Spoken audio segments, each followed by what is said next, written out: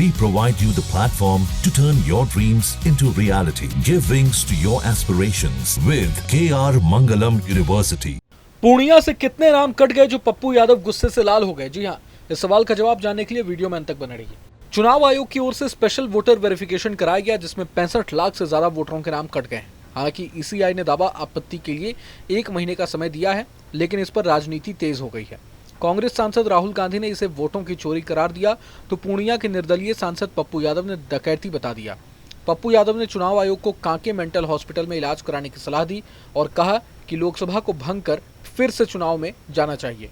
उन्होंने कहा कि राज्यों की विधानसभाओं को भी डिसॉल्व कर देना चाहिए अगर इतने फर्जी वोटर हैं तो। एक इंटरव्यू में पप्पू यादव ने कहा कि 22 लाख वोटर मर गए, 35 लाख गायब और 7 लाख का 2 बार पंजीकरण हो गया। ये सब 1 महीने में पता चल गया, लेकिन 16 सालों में पता नहीं चला। अगर वास्तव में इतना फर्जीवाड़ा और फर्जी वोटर हैं तो नरेंद्र मोदी उन्हीं वोटों से पीएम बने हैं और बाकी नेता भी उन्हीं वोटों से चुनकर लोकसभा पहुंचे हैं। तो पहले लोकसभा को ही भंग कर देना चाहिए और फिर से हम लोगों को चुनाव में आना चाहिए। पप्पू यादव ने कहा कि अगर विधानसभा चुनाव में फर्जी वोट के आरोप सही हैं तो उन विधानसभाओं को भी तुरंत भंग कर देना चाहिए जो फर्जी वोटरों की वोटिंग से गठित हुए हैं।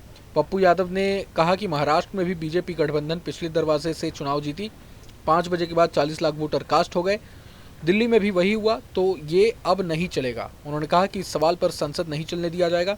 चुनाव आयोग को सर्वोच्च न्यायालय ने कहा कि कम से कम नाम कटे और ज़्यादा से ज़्यादा जुड़े, लेकिन यहाँ तो वोटों की डकैती कर ली गई है, नस्ल पर हमला किया गया। सर्वोच्च न्यायालय से भरोसा और उम्मीद है, अब इन्हें नहीं छोड़ेंगे।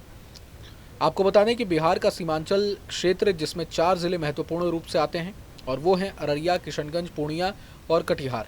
इन जिलों की ड्राफ्ट मतदाता सूची में बड़ी संख्या में नाम हटाए जाने से सियासी हलचल तेज हो गई है। गौरतलब है कि ये इलाके बांग्लादेश और नेपाल की सीमाओं से सटे हुए हैं और मुस्लिम बहुल आबादी के लिए जाने जाते हैं।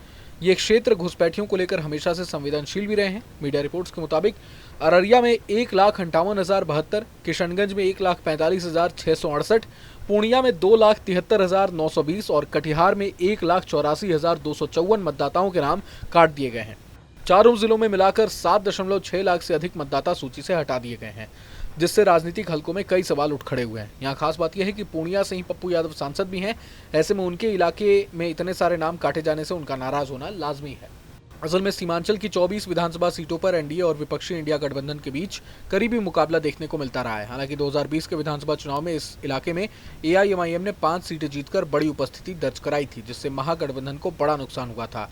इस बार भी सीमांचल में ध्रुवीकरण की संभावना जताई जा रही है। ऐसे में मतदाता सूची से नाम कटना दोनों अलायंस के लिए चुनौतीपूर्ण और रणनीतिक मुद्दा बन गया है। वहीं चुनाव आयोग के अधिकारियों ने कहा है कि इस प्रक्रिया के तहत मृत, डुप्लीकेट और दूसरे शहरों या राज्यों में नाम स्थानांतरित करवा लेने वाले मतदाताओं के नाम काटे गए हैं। बहरहाल पूरे मसले को लेकर आप क्या कुछ सोचते हैं, हमें कमेंट बॉक्स में जरूर बताएं। अगर आपको ये वीडियो पसंद आया तो लाइक करें और चैनल को जरूर सब्सक्राइब करें। जहां भक्ति है हर शब्द में, कथाओं में छुपे हैं दिव्य रहस्य और ज्योतिष देता है जीवन को दिशा। धर्म से जुड़ी हर बातों को जानने के लिए हमारे चैनल स्तुति को सब्सक्राइब करें। चैनल पर जाने के लिए इस लिंक पर क्लिक करें।